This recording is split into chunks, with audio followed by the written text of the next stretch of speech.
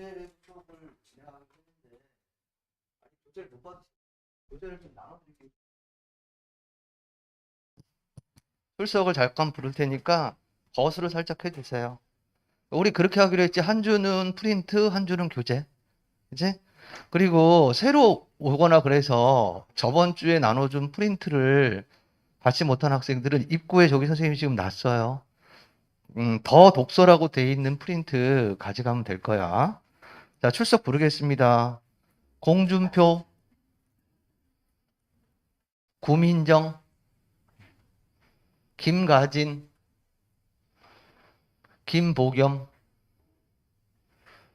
김세민, 김재원, 남수연, 민선호, 민지홍, 박가은, 박서은, 박은서, 박지호,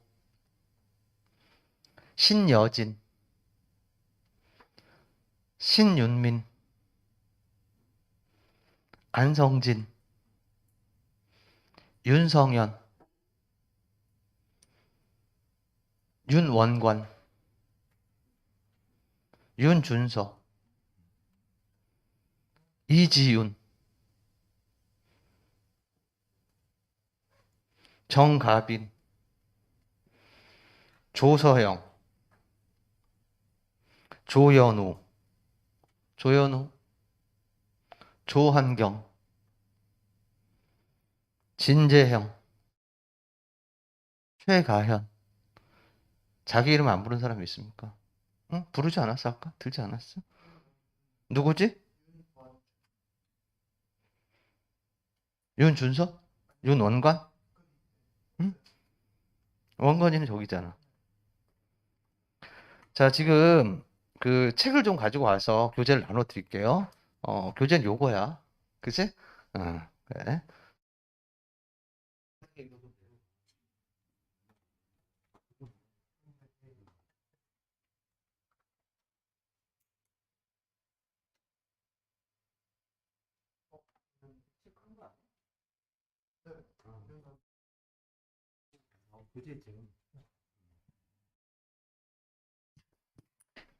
자, 교재 오면 교재 나눠드리고 진행하겠습니다. 우리 저번 주 금요일 날 프린트로 수업을 했어요. 다시 말하면 이제 격주로 수업을 진행하겠습니다. 그치? 저번 주에 이제 뭐 했었냐면, 오기 전에, 우리 저번 주에 한 거 기억나십니까? 그래, 뭐하고 뭘 했냐면, 완결성? 생각날까? 그치? 완결성하고 뭐 했었지? 유기성. 그치? 요 두 개를 중심으로 글의 구조를 봤던 것 같아. 그래서 어떤 질문을 했냐면, 요거 병합적이다. 병합적이다를 세 가지로 봤잖아요. 뭘로 본 거? 모순 없음으로 보는 거. 생각나지? 그 다음에 뭐? 함축으로 보는 거. 그 다음에 설명적 연관으로 보는 거. 그치? 기출문제인데 요 지문을 가지고 요 두 개를 한번 고민해 봤고. 또 하나 뭐 했어요? 조금 리트 지문이었는데, 그치? 대학원 지문이었는데, 요건 뭐였냐면, 범죄의 구성, 뭐, 요건, 성립 요건? 그치? 요거를 완결성을 가지고 봤잖아. 그치? 요 교재가 오면 오늘은 뭐 할 거냐면, 저번에 선생님이 좀 풀어오라고 했는데, 그치? 교재를 안 받았는데 어떻게 풀어요? 그치? 오늘은 한 세 지문 정도 가능하면 해보려고 하는데, 첫 번째, 신체호 지문을 할 거예요. 신체호의 아, 비야 뭐 이런 거. 아마 수능 지문이라서 기출문제 보신 분들은 풀어봤을 수도 있을 것 같아. 교재가 오면 신체호 지문하고 두 번째 요것도 수능 지문인데 바젤 협약이라는 경제 지문 요거 하고 그다음에 이제 세 번째는 기술 지문. 이건 모의 평가인데 스마트폰의 어떤 위치 추적 요 세 지문을 하는데 항상 선생님도 고민을 좀 할게요. 이 지문을 가지고 뭘 고민해 볼까? 뭘 배워 볼까? 그래야 의미가 있는 거잖아. 우리가 지금 기출 문제를 주로 하고 있는데, 기출 문제가 뭐 이렇게 그대로 나오진 않을 거 아니에요. 그치? 그럼 요걸 가지고 뭘 해야 될까 좀 고민을 해야 될 텐데, 그치? 응. 새 집을 한번 보자고요. 교재가 도착했네요. 음. 맞습니다.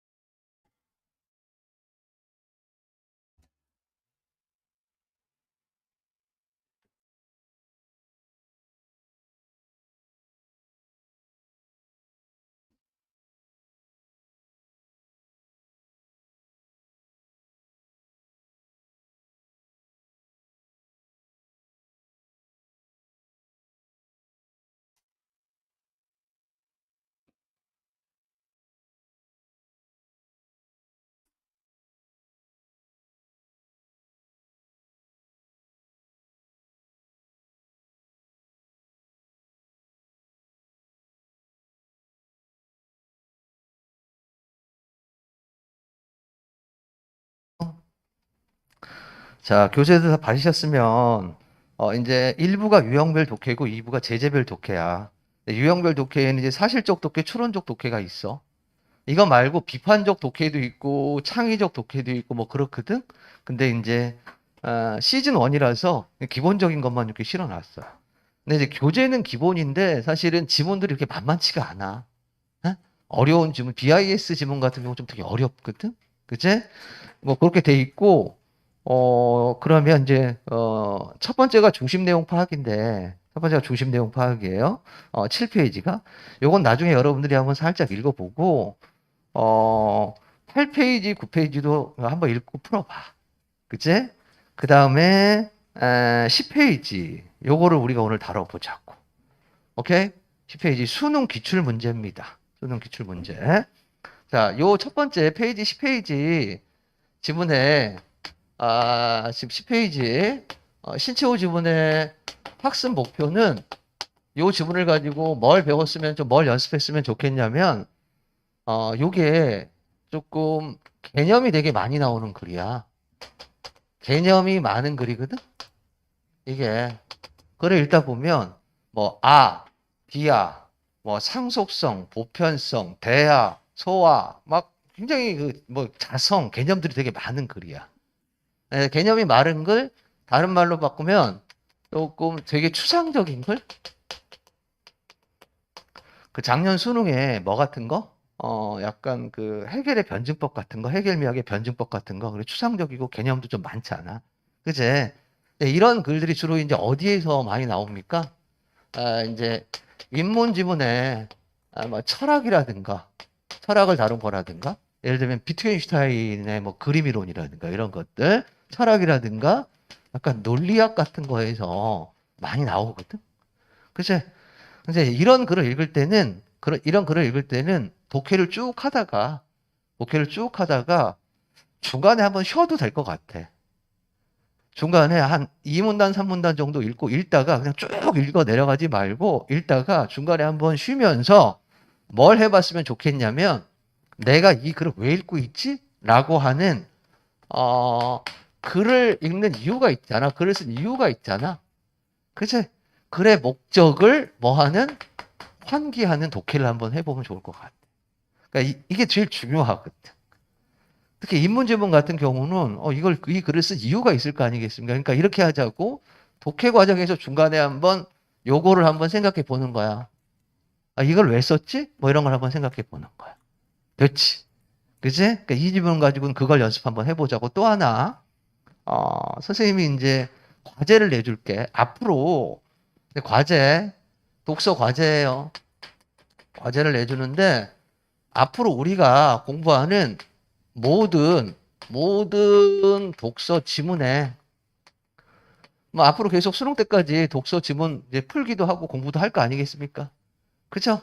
숙제야. 선생님이 점검은 안 하겠지만 숙제인데 모든 독서 지문에 뭐 붙이는 연습을 하냐면 무조건 제목 붙이는 연습을 하세요. 네, 그게 뭐로 나오든 안 나오든 문제로 출제되든 출제되지 않든 간에 어떤 글을 읽고 나서 뭐를 붙여보는 거야? 제목을 붙여보는 거야. 그 제목을 붙인다라고 하는 건 그 글에 뭘 알고 있다는 거죠? 핵심 내용을 이해하고 있다는 거잖아. 그치?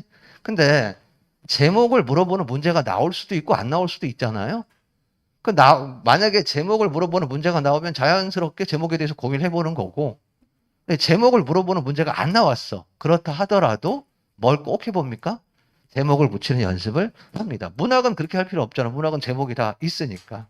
시의 제목, 소설의 제목, 뭐 이런 게 다 있잖아. 근데 독서는 제목을 안 주잖아요. 그러니까 뭐 해보자고? 제목 붙이는 연습을 해보자고.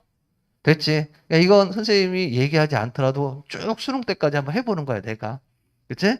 자, 한번 보겠습니다. 첫 번째 지문은 추상적인 글, 개념이 많은 글에서 이 글을 내가 도대체 왜 읽고 있지라고 하는, 목적을 환기하는 독해를 해보자. 그 얘기지. 자, 준비됐습니까? 선생님 읽어볼게요.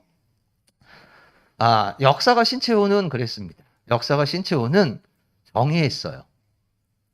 자, 요것도 하나 얘기할게. 요거 얘기할게. 첫 번째 문장은 비교적 짧은데, 선생님이 저번 시간에도 얘기했지만, 우리 말은 되게, 어때서? 조금 중요한 게 제일 뒤에 있어서, 약간 귀납적 성격을 갖고 있어서, 글을 읽는 과정에서 핵심 내용을 놓치는 경우가 되게 많다 그랬잖아. 그치? 그래서 선생님이 큰 정보가 있고, 문장에는 큰 정보가 있고, 작은 정보가 있어요. 세부 정보가 있고 조금 큰 정보가 있거든. 큰 정보는 선생님은 요거라고 생각해. 그치? 그리고 작은 정보는 이 안에 들어가 있는 거. 여기하고 예를 들면은 이렇게 주어 쓰고 서술어 쓰잖아. 그다음에 가운데 뭐가 이렇게 있잖아요. 이게 작은 정보라고 생각하거든. 그러니까 여기에 적용하면 신체호는 정의했어. 신체호의 정의잖아. 이게 큰 정보야. 뭐에 대한 정의지? 역사에 대한 정의잖아요. 신채호가 뭐를 정의해서 무엇을? 역사를. 이러이러하다고. 그러면 역사에 대한 신채호의 정의가 큰 정보고 역사를 아와 비어와의 투쟁이라고 하는 게 그게 핵심 속성이기도 하지만 작은 정보란 얘기지. 그러니까 글을 읽을 때 정보가 많거나 문장이 너무 긴 글을 읽을 때는 요거를 자꾸 잡는 연습을 하란 말이에요. 그러니까 글을 읽을 때 영어처럼 읽는 거야. 주어 읽고 서술어 읽고 그다음에 목적어 읽고 그게 큰 정보라고. 이 사람은 주장했어 이거에 대해서 뭐뭐라고 이렇게 하면 이 사람의 주장이 큰 정보잖아. 그다음에 이제 가운데 뭐가 되는 거야? 주장에 구체적인 내용이 들어가는 거잖아. 그치?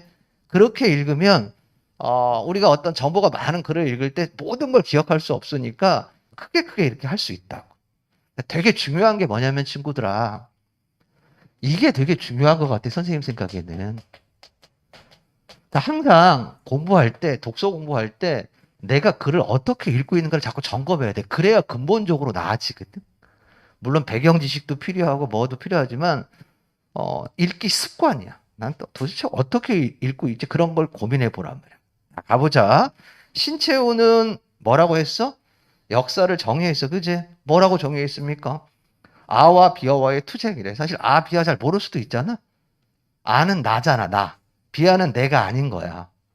그러니까 역사는 나와 내가 아닌 것과의 투쟁이래. 그러니까 역사를 투쟁이라고 정의했다고. 신채호, 역사, 정의, 투쟁 이런 것들이 키워드야. 그쵸? 두 번째 문장. 그가 무장투쟁의 필요성을 역설은 강조해요. 강조한 독립운동가이기도 했다는 사실 때문에 그의 이러한 생각은 그를 투쟁만을 만이라는 말을 써서 투쟁만을 강조한 강경론자처럼 비춰지게 하곤 한다. 그럼 투쟁만 얘기하진 않았다는 거 아니야? 다른 것도 얘기했다는 거지, 그치? 요거 선생님 지우고 정리해 볼게. 정리 한번 천천히 해봅니다. 자, 그래, 목적을 생각하는 독해를 한번 해봅니다. 요거. 자, 신채호가 나왔어요. 신채호가 무엇을? 역사를 뭐 했어요? 정의했어요. 그치? 뭐라고 정의했냐면, 투쟁이라고 정의했어요. 그죠? 투쟁이라고 정의했잖아. 어떤 투쟁이냐면, 나하고 내가 아닌 거의 투쟁이라고 얘기했다고. 그치? 신채호가 정의했어. 역사를 뭐라고? 투쟁이라고. 어떤 투쟁이라고? 아와 비어와의 투쟁이라고. 그래서 사람들이 이걸 되게 강조해서 오해해. 신채호가 뭐만 얘기한 사람이라고? 투쟁만 얘기한 사람이라고 오해한다고. 그치? 근데 다른 게 있나 봐. 투쟁만 얘기한 게 아니라 다른 게 있나 봐. 투쟁만 얘기했다고 생각하는 건 뭐? 오해. 됐지? 계속 가볼게요. 하지만 그랬습니다. A 하지만 B잖아. 전체적으로 그래 흐름을 보면. 그렇지? 하지만 그는 식민지 민중과 제국주의 국가에서 제국주의를 반대하는 민중 간의 연대를 지향하기도 했다. 자, 뭐? 투쟁만 얘기한 게 아니라 연대도 이야기했다고요. 그죠? 자, 뭐만 이야기한 게 아니라 투쟁만 이야기한 게 아니라 연대도 이야기했다. 그 얘기죠. 그치? 그러면 친구들아, 여기 봐봐. 너무 많은 걸 가르쳐주고 싶기도 한데, 이 만하고 도는 뭐지? 그럼 보조사예요. 문법적인 개념이. 그치? 그런 거 보조사라 그래. 조사가 격조사가 있고 보조사가 있고 뭐 접속조사가 있는데 보조사라고 얘기해. 그치? 그러면 독해 과정에서 보조사를 섬세하게 읽으면 뭔가 독해를 조금 더 깊이 있게 할 수 있어. 네? 그러니까 이 만이라고 하는 거, 도라고 하는 거 이런 거에 주목하면 글의 내용을 예측하기도 쉽고 내용을 조금 더 정밀하게 읽을 수 있단 말이야. 그러니까 모든 글을 읽을 때 그렇게 할 수는 없겠지만 간혹 가다가 글을 읽을 때 보조사가 나오면 이 보조사의 의미가 뭘지라고 생각해 보는 것도 좋은 독해 태도야. 알겠지? 자, 그러니까 뭐도 얘기하고 뭐도 얘기했대? 투쟁도 얘기하고 연대도 얘기했대. 그치? 투쟁만 얘기한 게 아니라 연대도 얘기했대요. 그 연대 얘기하면 당연히 뭐 고대도 얘기하고. 죄송합니다. 아침부터 너무 깝치도 같네. 그치? 그래.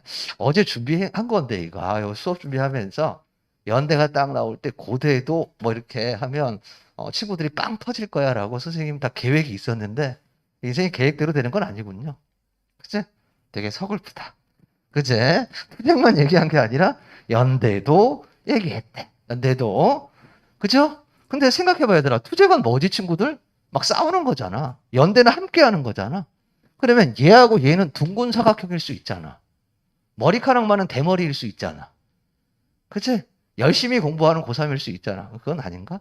그치? 양립하기 좀 힘들어 보이잖아요. 투쟁은 막 싸우는 거고, 연대는 함께 하는 거니까, 투쟁과 연대는 되게 뭐처럼 보여? 우리 앞에서 정합설에서 이야기한 것처럼 뭐처럼 보여?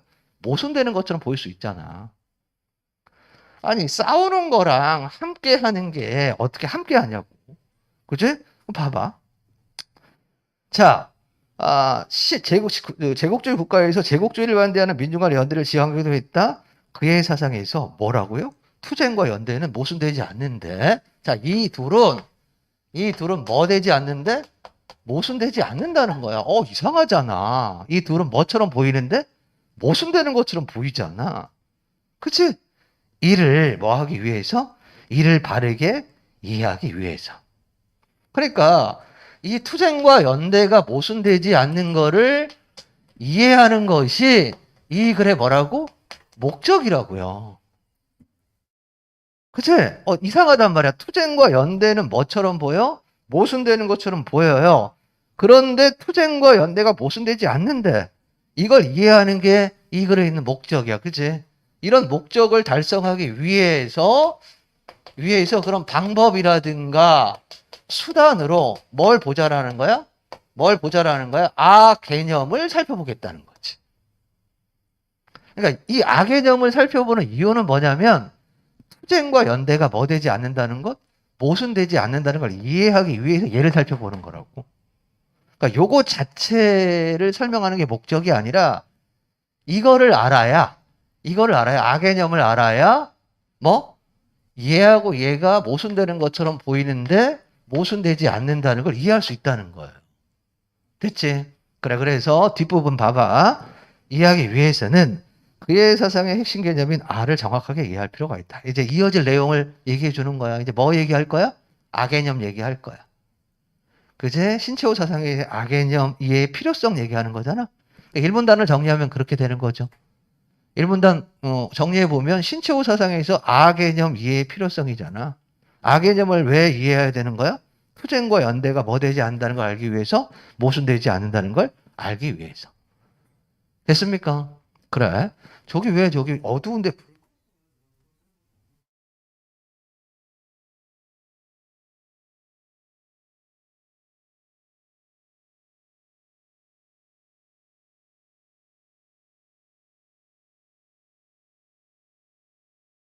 그다음에 저 뒤에 있다가 쉬는 시간에 저번 주에 준 과제 해설이랑 요번 주에 준 과제하고 해설이 있으니까 쉬는 시간에 하나씩 가져가십니다. 됐지? 이 문단 갈게.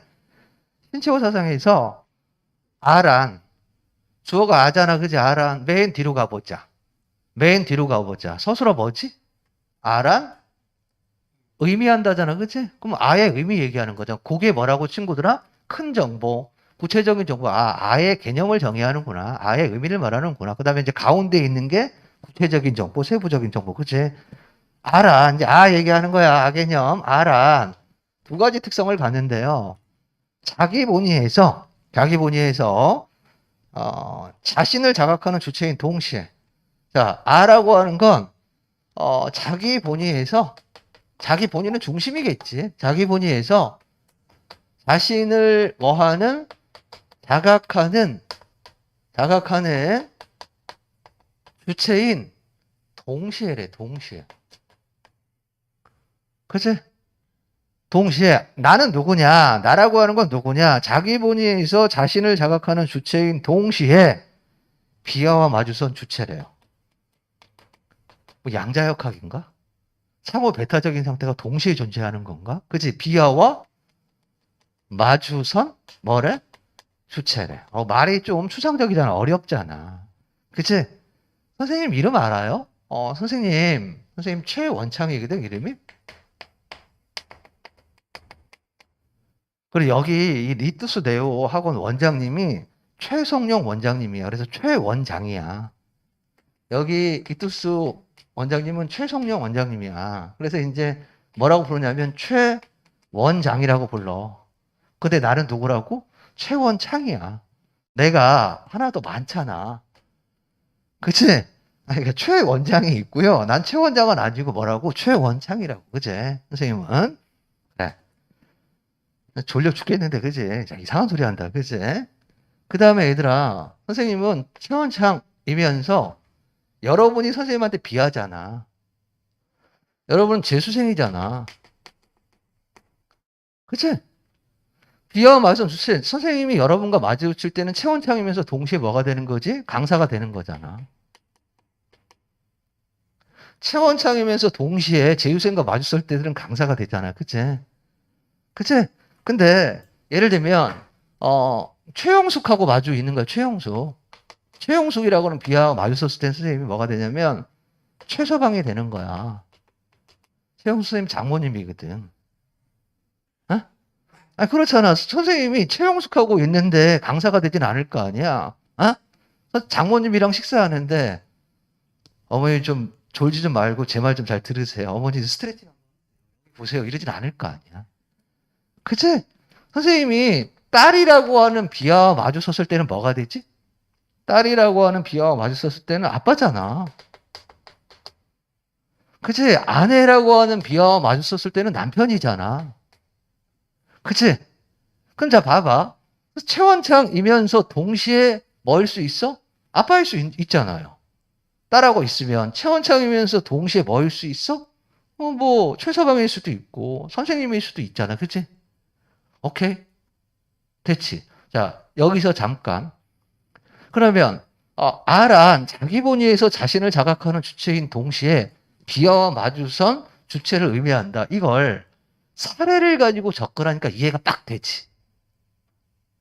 그러면 조금 힘들겠지만 평상시에 독서 공부할 때 적극적으로 뭘 떠올려 보는 거야? 잘 안 되더라도 추상적인 진술이 나오면 이것에 적용할 수 있는 구체적인 사례가 뭐가 있을까를 떠올려 보면 글에 대한 이해의 폭이 달라지겠죠. 쉽잖아, 이렇게 하니까. 그치? 나는 우리 부모님한테는 아들이면서 동시에 나잖아. 친구들한테는 친구이면서 동시에 나잖아. 이해되십니까? 그래? 에마누엘 레비나스라고 하는 아주 유명한 그 철학자가, 현상학자가 있는데 그 사람이 이런 얘기를 하거든. 선생님 너무 좋아하는 말인데 주체는 타자의 인질이다 뭐 이런 말 하거든. 동양이나 서양이나 되게 비슷한 것 같아. 주체가 나야. 나는 다른 사람의 인질이다는 거야. 선생님 예를 들면 최용식 씨가 돌아가시면 박승환 씨는 돌아가셨거든. 박승환 선생님 장인어른이거든. 그치? 그 장인어른이니까 선생님은 장인이라고 부를 수가 없어, 이제. 장인이 없으니까. 최영숙 씨가 돌아가시면, 장모님이 돌아가시면 나는 이제 장인도 돌아갔고 장모도 돌아가니까 사위가 될 수 없는 거야, 이제. 더 이상.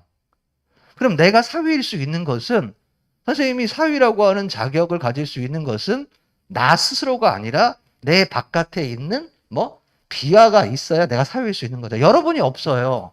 여러분이 없으면 선생님이 선생님일 수 있습니까? 여러분이 존재해야 제가 선생님이지. 그러니까 내가 날 수 있는 것은 항상 뭐와의 관계에 있어서 비하와 관계가 있기 때문에 내가 날 수 있는 거지. 물론 나는 그 무엇과도 관계없는 고유성을 지닌 나이기도 하지만 이해되십니까? 그래. 자, 미션 하나 더 내줬어요. 모든 글의 제목을 붙여보자. 또 하나 미션. 여러 가지 얘기하는 거야, 선생님이. 그런 걸 잘 체크해야 돼. 그게 수업이야. 에? 아, 제목 붙이기 연습을 해봐야지. 그지? 그 다음에 문장의 호흡이 너무 길 때 의미 파악을 조금 빠르게 하기 위해서 영어처럼 주어 서술어로 큰 정보를 잡아야지. 간혹 가다 보조사 같은 것들이 나오면 그런 것들도 섬세하게 봐야지. 그지? 글을 읽는 과정에서 너무 추상적이라고 생각하면 내가 생각할 수 있는 선에서 구체적인 사례가 뭐가 있을까를 떠올려 보는 연습도 해야지. 무슨 말인지 알겠지? 이런 게 뭐라고 친구들아? 다른 지문에도 적용할 수 있는 노하우인 거야. 그러니까 이 지문을 통해서 그런 고민들을 해보는 거지. 됐지? 그래. 자, 자신을 자각하는 누구나 아가 될 수 있다는 상대성을 지니면서 또한 비하와의 관계 속에서 비로소 아가 생성된다는 상대성도 지닌다. 그 다음 문장의 키워드는 상대성이야. 절대성이 아니라. 그제? 오케이? 신채호는 조선 민족의 생존과 발전의 길을 모색하기 위해 조선 삼국사를 저술하여 아의 이러한 특성을 규정했다. 선생님 되게 독해에서 우리 친구, 유일한 친구, 그지? 누구? 러한이 나왔다. 그지? 러한이. 그지? 이름은 러한이고 성은 이시잖아. 이러한. 그럼 앞에 나오는 내용의 핵심 뭐야? 이러한 아의 특성, 그러니까 지금 뭐 얘기하고 있다고? 아의 특성 얘기하고 있다고. 그지? 정리해 주잖아. 글쓰니까. 오케이? 아의 특성을 뭐 했다고요? 규정했대요. 그는 이루어져 있대. 그는 아의 자성, 곧 나의 나됨은 요런 걸로 이루어져 있대. 요런 두 요소로 이루어져 있답니다. 조금 더 구체적으로 이야기하는 거야. 자, 봐봐. 여기서 친구들아, 아를 두 가지로 나누었잖아. 자기 본위에서 자신을 자각한 주체. 그치? 또 비와와 마주선 주체 요 얘기했지. 그 다음에 아 얘기하면서 뭐 얘기하면 자성 얘기를 하네요. 자성. 자성은 내가 나일 수 있는 거. 나의 나됨. 내가 나일 수 있는 거는 두 가지 요소가 있대. 뭐가 있고 뭐가 있어? 항성이 있고 뭐가 있대요? 변성이 있어. 또 지구과학 하는 친구들 또 항성 그 항성 또 떠올려라. 항성, 별 뭐 이런 거 떠올리면 안 돼. 알겠지? 두 가지 요소가 있답니다. 계속 가볼게. 자, 아의 자성, 곧 나의 나됨은 스스로의 고유성을 유지하려는, 이거 괄호로 묶어버릴까? 스스로부터 유지하려는까지 괄호로 묶어버려. 그게 뭘 꾸미고 있는 거야? 항성을 꾸미는 거잖아.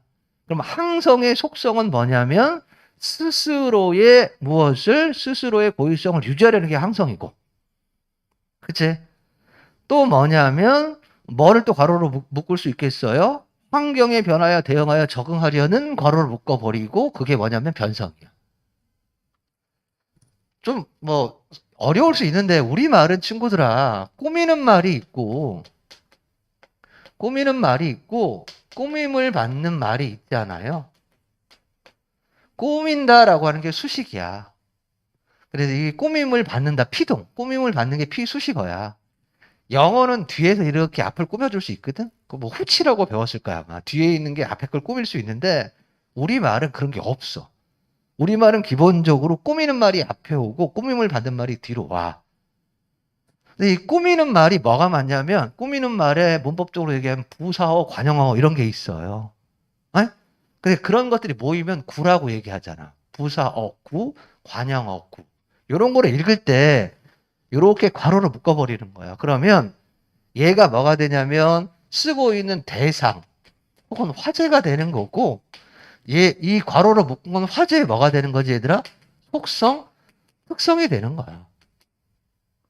그러니까 요 문장을 읽을 때, 자, 봐봐. 요 문장을 선생님이 뼈대만 발라서 읽으면 이렇게 되는 거지. 그는 자성, 곧 나의 나됨은 두 가지 요소로 이루어져 있으니까 뭐하고 뭐로 이루어져 있다고? 항성과 변성의 두 요소로 이루어져 있으니까 자성은 항성과 변성으로 이루어진 거야. 그 다음에 두 번째로 생각해야 될 게 뭐냐면 항성은 이런 거야. 변성은 이런 거야. 자, 봐봐. 영어처럼 읽은 거야. 똑같이. 자성은 두 요소로 이루어져 있어. 어떤 요소로 이루어져 있어? 항성과 변성이라는 두 요소로 이루어져 있어. 그치? 그런데 항성은 이런 거야. 괄호를 묶은 거. 변성은 이런 거야. 이렇게 읽으면, 이렇게 읽을 때 이런 태도를 가지면 큰 정보를 뭐 할 수 있다는 얘기야? 잡을 수 있다는 얘기지. 아, 자성의 요소를 얘기하는구나. 자성의 요소는 뭐하고 뭐구나? 항성과 변성이구나. 그 다음에 항성은 이런 거구나. 변성은 이런 거구나. 이렇게 논리적으로 읽어보라고 얘기. 그치? 그 다음에 얘들아, 읽을 때 항성은 이런 거야, 변성은 이런 거야까지는 머릿속에 못 집어넣더라도 뭐는 집어넣어야 돼? 아, 항성의 두 가지, 그러니까 항성이 아니라 자성의 두 가지 요소가 있구나. 항성이랑 변성이구나. 그러니까 뭐는 얘까지는 기억을 해야 된단 말이야. 화제는 기억을 해야 된다고. 화제의 속성까지는 뭐하지 못하더라도 기억하지 못하더라도 얘랑 얘를 얘기하는구나까지는 잡아야 된다는 거야. 얘가 뭐고까지는 기억하지 못하더라도. 이해되셨죠? 그래, 계속 가볼게. 자, 두 요소래요. A는 항성을 통해 자기 자신에 대해서 자각해.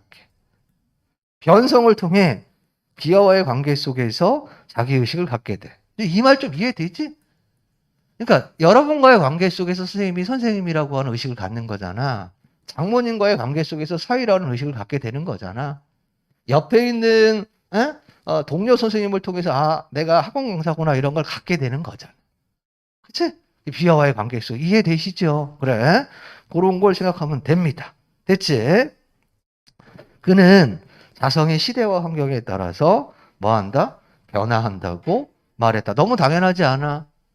왜 자성이 시대와 환경에 따라 변해? 그러니까 뭐가 변하니까? 환경이 변하면 나도 변해야지. 선생님이 여기 있을 때는 학원 강사인데 집에 가가지고 선생님 와이프한테 똑바로 앉아. 여기 봐. 졸지 말고 스트레칭해. 와이프한테 그러면 안 되잖아. 어? 장모님이랑 밥 먹는데 어머니 똑바로 앉으세요. 재수생이 그러면 됩니까? 막 엄마 장모님한테 그러면 안 되잖아요. 환경이 바뀌면 그래야 되잖아. 왜 우리 아빠들 중에 예를 들면 군인이야. 그럼 부대에 가가지고 자기가 이제 군인이니까 쫄병들한테 야, 똑바로 서 그러잖아. 근데 환경이 바뀌어도 적응하지 못하는 그런 분들도 있잖아. 계속 군인인데 집에서도 군인이야. 그러니까 선생님도 그렇다고요. 선생님도 그렇다고. 여기서 지금 여러분들과의 관계 속에서 선생이잖아. 근데 가끔 선생님 딸한테 선생질을 하는 거야. 어? 선생질을. 선생님 와이프도 학교 선생이거든. 선생님 딸이 얼마나 피곤하겠어. 국어 선생이에요. 예를 들면 선생님 딸이 고등학교를 기숙학교를 다녔어. 그래서 주말에 한 번씩 집에 나왔거든. 그러면 주말에 데리러 가. 그러면 이제 일주일 동안 있었던 일을 막 미주알 고절 막 얘기할 거 아니야. 근데 이제 얘기하다 보면 표준 발음법에 어긋나게 말을 하는 거야. 아빠 어제 거꾸로 거꾸로? 야, 그게 표준 발음법이 맞니? 거꾸로가 아니라 거꾸로야. 막 이렇게 얘기를 하는 거예요. 어? 그러면 아니, 선생님 딸이 블로그 하는데 블로그에 막 오타, 맞춤법 틀린 게 막 엄청나게 많이 보이는 거야. 막 참을 수가 없어. 응? 그럼 뭐 지적을 해. 그럼 선생님이 뭐야? 환경이 바뀌었는데도 뭐 하지 못하는 거지? 적응하지 못하는 거잖아. 나는 걔한테 뭐가 아니야? 선생이 아니라고. 걔는 나의 딸이지. 근데 뭐 하는 거야? 선생질 하는 거잖아. 왜 우리 부모님들 그런 경우 되게 많잖아. 아니, 부모님들, 아빠가 회사에서 사장님인 건 알겠어. 근데 난 아빠 딸이야. 근데 나를 회사 부하 직원 다루듯이 해. 그러면 안 되잖아. 근데 가끔 그런 게 있잖아. 그러니까 뭐가 바뀌면, 환경이 바뀌면 당연히 나를 이루는 요소인 변성이 바뀐 거니까. 그치? 자성도 바뀌는 거지. 이해되지요? 그래. 에? 그러니까 이제 왜 인류의 비극이 생기느냐? 타자를 주체로 환원하려고 하기 때문이래. 타자를 말이 되게 어렵지, 그치? 주체로 환원하려고 한대. 이게 무슨 얘기냐면 다른 사람을 내 기준으로 맞춰서 이야기하는 거지. 선생님도 꼰대잖아요. 맨날 어른들 라떼는 말이야. 그러면 뭐야? 라떼를 기준으로 다른 사람을 뭐 하는 거야? 생각하는 거지. 야, 라떼는 재수할 때 이렇게 안 했어. 그래, 네 때는 그랬고. 라떼는 이렇게 안 했어라는 말은 우주가 뭐를 중심으로 돌아간다는 거야? 나를 중심으로 돌아간다는 거야. 뭐를 생각하지 않고 내 바깥에 있는 비하를 생각하지 않고. 그치? 서양이나 동양이나 똑같다고. 계속 가볼게. 3문단. 신채호는 또 R을 이제 자 봐봐. 이제 지금까지 뭐 얘기한 거야? R라는 게 뭔지 얘기했어. 그치? 근데 이제 요 다음에 이제 R을 구별했네. 뭐로 구별했어요? 대하하고 소하로 구별했대. 아가 대하가 있고 소하가 있대요. 그치? 아의 구별이야. 아의 구별.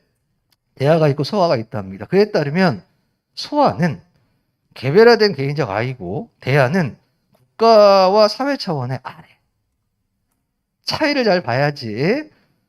소하는 개별화된 개인적 아고 대하는 국가와 사회 차원의 아랍니다. 그러니까 선생님은 봐봐. 최원창이면서 대한민국 국민이잖아. 그치? 최원창이면서 이게 개인적인 아죠. 그치? 최영숙 사위이면서 동시에 대한민국 뭐가 되는 거야? 국민이잖아요. 그럼 대한민국 국민은 뭐가 되는 거야? 대하지. 한민족은 뭐가 되는 거야? 대한 거지. 이해되셨지? 계속 가봅니다.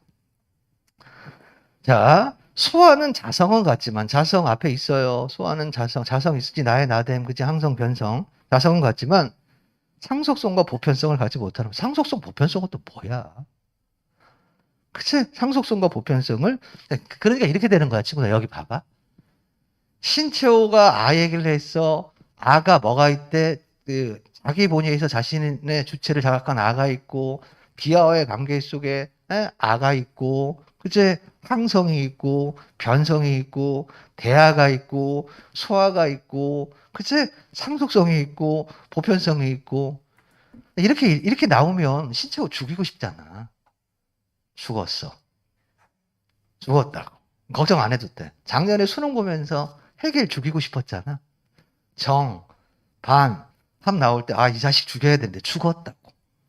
걱정 안 해도 돼. 우리가 어떤 글 써놓은 사람들 막 죽이고 싶은 사람은 대부분 다 죽었어요. 그러면 이렇게 읽으면 선생님 말이 뭐냐면 이 글을 왜 읽는지 모른단 말이에요. 뭐에 빠져서 대하, 소화, 항성, 변성, 상속성, 보편성 이거 파악하느라고 이 글을 왜 읽고 있는지를 놓친다는 거예요. 그럴 땐 어떻게 하는가? 개념이 막 쏟아지잖아. 대하, 소화, 상속성, 보편성, 항성, 변성 막 구별할 게 너무 많잖아. 그럴 때는 잠깐 뭐 하는 거야? 한 10초, 15초 쉬는 거야. 너무 오래 쉬지 말고. 선생님 글 읽을 때 쉬라고요? 한 3년 정도 쉬었다가 다시 보고 그러면 안 되지. 10초, 15초 쉬면서 뭐? 근데 나 이거 왜 읽고 있는 거지?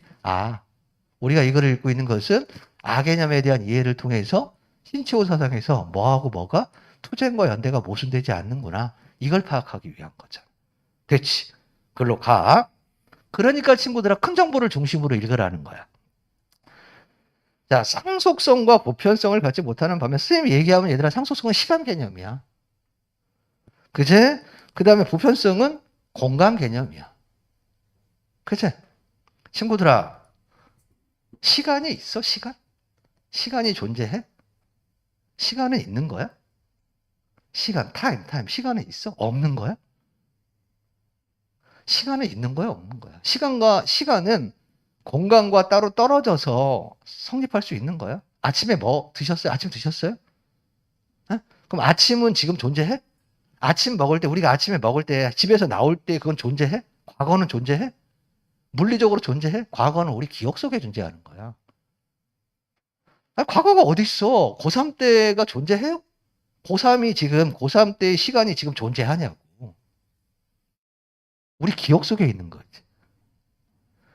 그러니까 과거라고 하는 것은 과거라는 시간은 인간의 인지 속에서 존재하는 건 실제로 존재하는 게 물리적으로 존재하는 게 아니에요.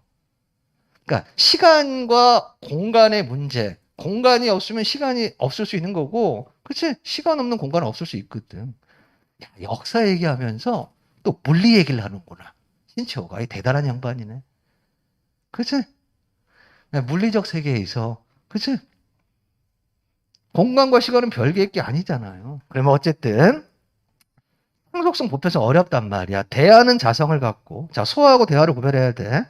상속성과 보편성을 질 수 있는 거예요. 갖는다가 아니라 질 수 있는 거야. 자, 뭐라고 이야기하면 소하는 상속성과 보편성을 못 가져! 라고 단정적으로 이야기하고 있고, 대하는 자성을 갖고 상속성과 보편성을 가진다가 아니라 가질 수 있다야. 가질 수 있다는 것은 가지려면 어떤 조건이 필요하다는 거지. 그치? 필요 충분 조건이 아니라 이런 걸 충족해야 갖는 거지. 여기서 상속성이란 시간적 차원에서 아예의 생명력이 지속되는 것을 뜻하며, 그런데 아예의 생명력이 지속이 되려면, 그런 시간성을 갖고 아예의 생명력이 지속이 되려면 당연히 뭐가 있어야 돼? 공간이 있어야 되는 거야. 공간이 없는데 어떻게 시간이 이렇게 가니? 그죠? 오케이? 뜻하며 보편성이란 공간적 차원에서 아예의 영향력이 파급되는 것을 뜻한다. 상속성과 보편성은 긴밀히 관계를 가지는 자. 봐봐 친구들아. 유관순 누나는 3.1운동을 하셨죠. 그는 지금 존재하지 않지만 그에 대한 기억은 세대를 뛰어넘어서 지금 우리에게 기억되고 있잖아. 그게 뭐지? 상속성이야.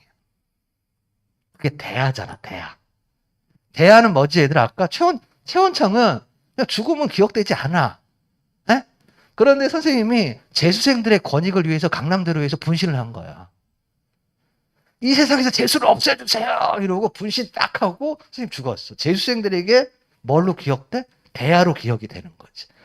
그러면 세대를 넘어서 야 최원창이라는 강사가 학원 강사가 있었는데 재수 철폐를 위해서 강남대로에서 분신했대. 그때의 최원창은 소화가 아니라 대한 거잖아. 그럼 그 대하는 시간을 넘어서 뭐 된다고? 기억될 수 있다고. 상속성을 갖는다고. 이순신 장군은 시간을 넘어서, 그러니까 이순신이라고 하는 개인적인 자아가 아니라 임진왜란 때 외적과 맞서 싸운 장군으로서의 이순신 장군은 대하잖아. 그 대하는 기억된다고. 무슨 말인지 알겠습니까? 공간을 넘고 시간을 넘어서. 무슨 말인지 알겠습니까? 민주용은 사라지만, 민주용 개인은 사라지지만 내가 어떤 국가적인 일을 하면 그게 시간과 공간을 뛰어넘어서 대하가 전달될 수 있다. 이해되시죠? 그래. 너무해. 신체호, 단제 신체호. 이렇게 어려운 말을 써놔가지고. 그제? 자, 대하가 자성을 자각한 이유. 순서야. 대하가 주체 봐봐. 소화가 아니라 대하야. 대하가 자성을 자각한 이유. 상성과 변성의 조화를 통해 상속성과 보편성을 실현할 수 있다. 이거 얘들아, 여러분 이거 문제 만들기 되게 너무 좋아. 여러분이 한번 오답을 만들어 봐. 이 문장을 가지고 대하가 자성을 자각한 이후 항성과 변성의 조화를 통해 상속성과 보편성을 실현할 수 있다. 여기다가 밑줄을 쳐놓고 여러분들이 선택지를 한번 만들어 보는 거야. 어떻게 만들 수 있겠니? 틀린 답을 만드는 거야? 대하를 뭘로 바꿔? 대하를 뭘로 바꿔버려? 소화가 대하를 소화로 바꾸면 그거 틀린 답이잖아. 그랬습니까? 그랬습니까? 오케이. 그 다음에 자성을 자각한 이후 항성과 변성의 조화를 통해 그랬잖아. 순서를 바꿔버리는 거야. 대하가 항성과 변성의 조화를 이룬 이후 자성을 자각하고 순서를 바꿔버리면 또 오답이 되겠네. 그치? 아니면 조화를 오답으로 만드는 거지. 항성과 변성의 조화를 예를 들면 항성이 크고 변성이 작아. 혹은 변성이 크고 한성이 작아. 이런 식으로 뭐 할 수 있어? 오답 선택지를 만들 수 있다는 거지. 그러면 글을 읽으면서 이걸 보면 이건 오답 만들기 좋겠네 라는 생각이 있어야 된다고요. 됐지? 그래. 자, 만약 대하의 항성이 커요. 대하의 항성이 크고 변성이 작으면 자기만 고집하는 거야. 자기만. 막 세국정책 쓰는 거야. 흥성대원군이 세국정책 쓰는 것처럼 세상은 막 이렇게 돌아가는데 고립돼 있는 거야. 나만 주장하는 거지. 에? 우리 조선민족이 막 이렇게 얘기하는 거야. 세계에 적응하지 못하고. 그치? 오케이? 그럼 어떻게 돼? 환경에 순응하지 못해서 죽겠지, 망하겠지. 멸절할 것이며, 항성이 작은데 나는 없어. 변성이 너무 커. 바깥이 너무 커. 그러면 누구에게? 우월한 비하. 일본 같은 애들에게 뭐 된다고요? 지배당한다고. 됐지? 이러한, 또 나왔네, 러한이. 이러한 뭐를 통해서? 아개념을 통해. 아개념을 통해 정리하는 거죠. 우리는 투쟁과, 처음으로 돌아왔구나. 우리가 아개념을 보는 이유가 뭐였어? 신체호 사상에서 투쟁과 연대가 모순되지 않는다는 것을 이해하기 위해서 아개념을 본 거잖아요. 그죠? 신체호 인식을 정확하게 인식할 수 있대요. 일본 제국주의 침략에 직면하여 그는 신국민이라는 새로운 개념을 그만하지, 그만해. 신치호 이 양반 정말 피곤한 양반이네. 뭐 또 새로운 개념을 이야기해. 이제 신국민이라고 하는 새로운 개념을 제시하고 조선 민족이 신국민이 될 때 민족 생존이 가능하다고 보았답니다. 신국민은 이런 거래. 그치? 신국민은 해당한데 신국민의 정의잖아. 신국민은 뭐뭐로서 뭐에 해당한다. 됐지? 됐지? 또한 그는 동양주의에 반대해서 동양주의는 이런 거기 때문에. 그러면 친구들아, 사문단의 핵심어를 좀 정리하면 신국민하고 동양주의에 대한 태도야. 신체호의 신국민에 대한 정의, 또 뭐 얘들아 동양주의에 대한 태도라고. 됐죠? 마지막 단락. 식민 지배가 심화될수록 일본에 동화되는 세력이 증가하면서 신체호는 개념을 더 명확하게 할 필요가 있었대요. 그는 조선 민족을 아예 중심에 놓으면서 아예도 명확하게 구분하는 거야. 일본에 동화된 아 속에 비하가 있고. 요게 이제 중요한 거예요. 봐봐. 개념을 명확하게 했어. 근데 이제 아에 뭐가 있냐면 조선 민족이 중심이 되는 아가 있는 거야. 또 뭐가 있냐면 아의 비하가 있는 거야. 아는 안 돼. 비하한 거야. 이게 뭘까 얘들아? 친일파 같은 애들이에요. 친일파 우리나라 사람이잖아. 아잖아. 근데 우리이면서 딴 놈이라고요. 그치? 그럼 자 봐봐 친구들아. 얘랑은 조선 민족이랑은 뭐 해야 돼? 조선 민족끼리 뭐 해야 되니? 연대해야지. 같이. 그럼 얘는 뭐 해야 돼요? 투쟁해야지. 친일파 척결해야 되잖아. 우리 민족이라고 연대할 수 없잖아. 그치? 또 뭐 해도 비하에도 뭐가 있냐면 일본 제국주의. 일본 제국주의자들은 비하야. 그치? 그런데 일본 사람이지만 일본 제국주의를 반대하는 사람들이 있을 거 아니야? 얘는 뭐지? 비하지만 비하에 뭐가 되는 거야? 아야. 일본 사람이지만 일본 제국주의를 반대하는 사람들도 있을 거 아니에요? 그러면 얘네들은 어떻게 해야 돼? 일본 제국주의자 이 비하하고는 뭐 해야 돼? 투쟁해야지. 그치? 일본 사람이지만 일본 제국주의에 반대하는 이런 사람들이랑 뭐 해야 돼? 연대해야지. 그러면 아 개념을 명확하게 하니까 뭐하고 뭐가? 투쟁과 연대가 모순돼 모순이 안 돼. 모순 안 되잖아. 그러니까 우리는 아라고 해서 무조건 연대하고 그런 거 아니잖아. 투쟁할 수도 있잖아.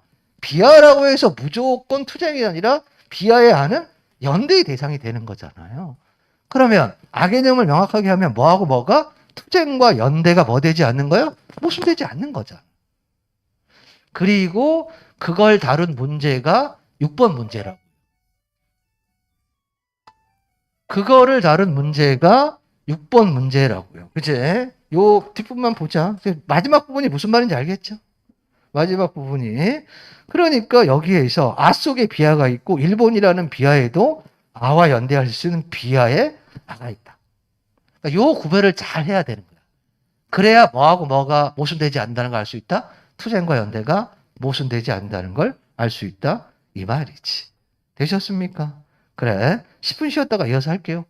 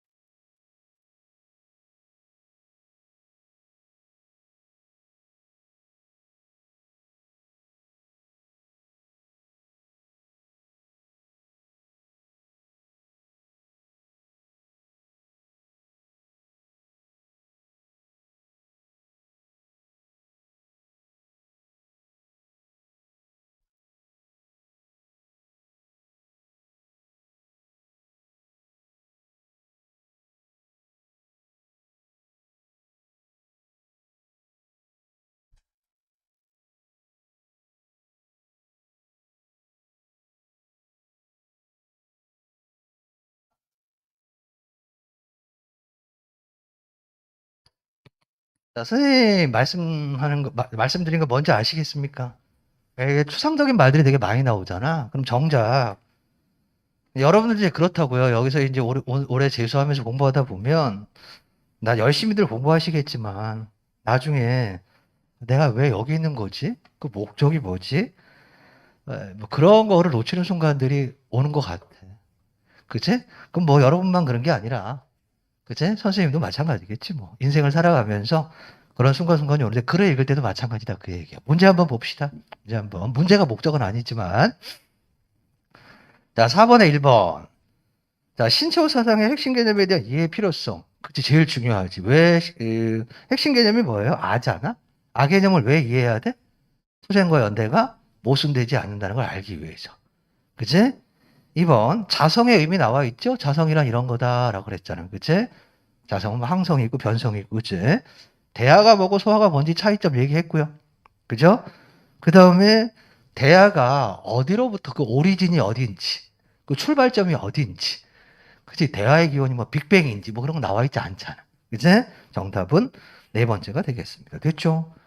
5번, 윗글의 자성에 관한 이해로 적절한 것 그랬습니다.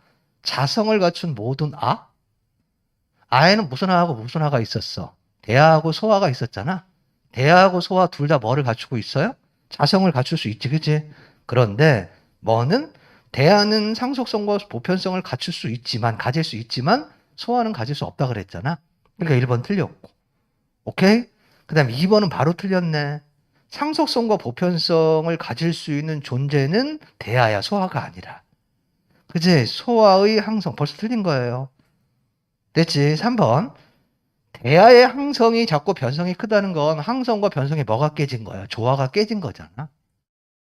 그치? 그러니까 상속성과 보편성의 실현 조건은 항성과 변성의 조화잖아요.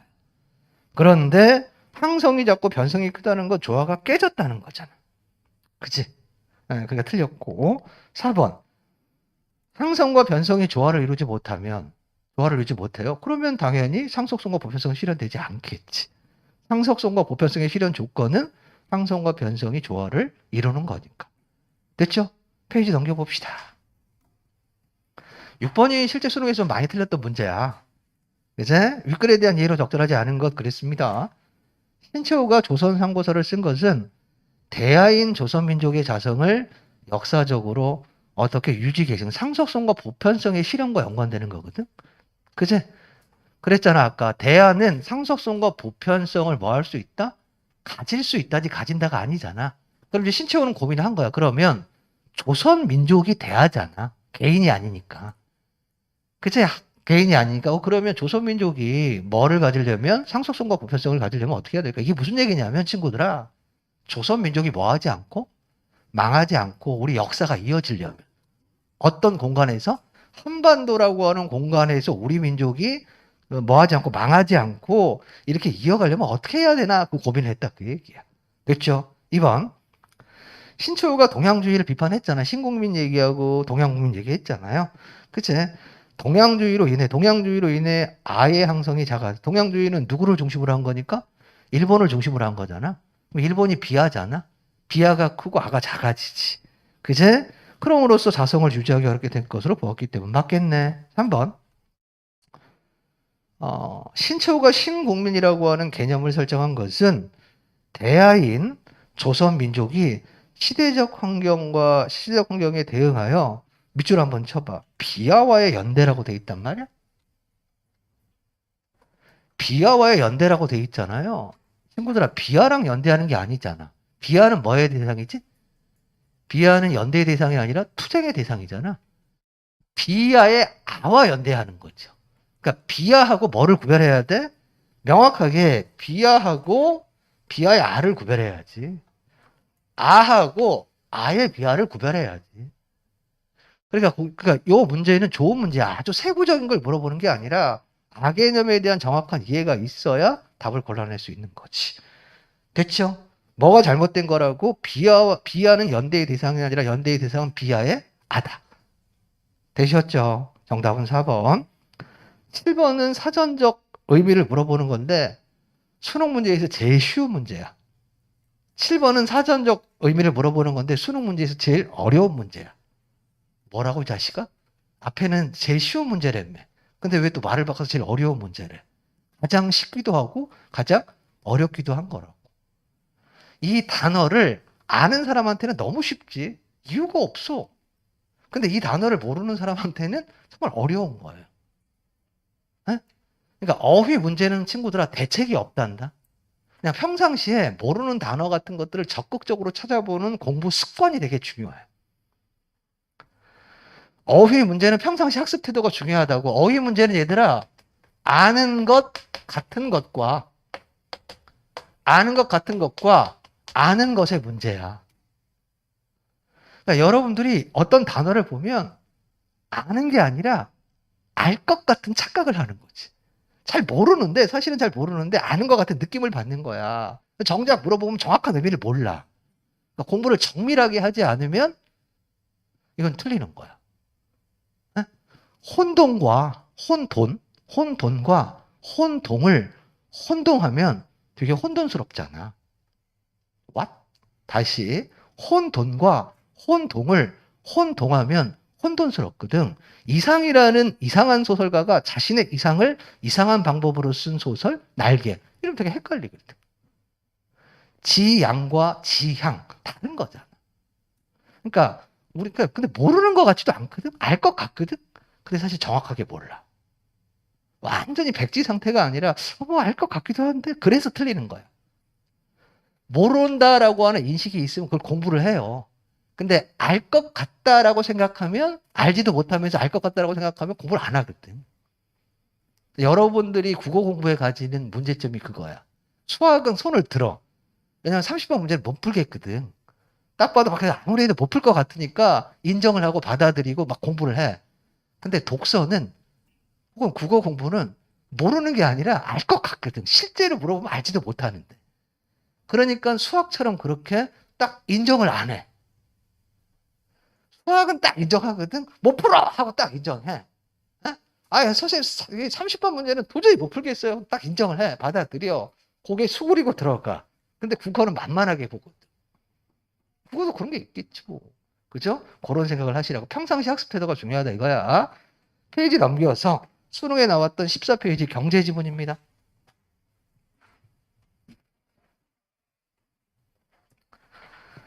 자, 또 많이 어렵습니다. 요것도 많이 어려워요.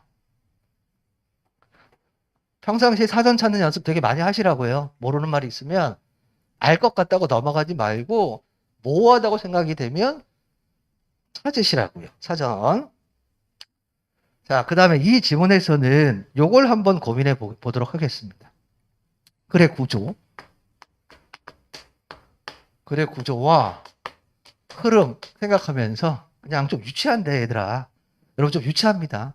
그냥 뭘 생각해 보자. 구름을 생각해 보자. 항상 글을 읽을 때 구가 아니라 구름을 생각해 보자고. 구조하고 흐름을 생각해 보는 거야. 근데 글의 구조 중에서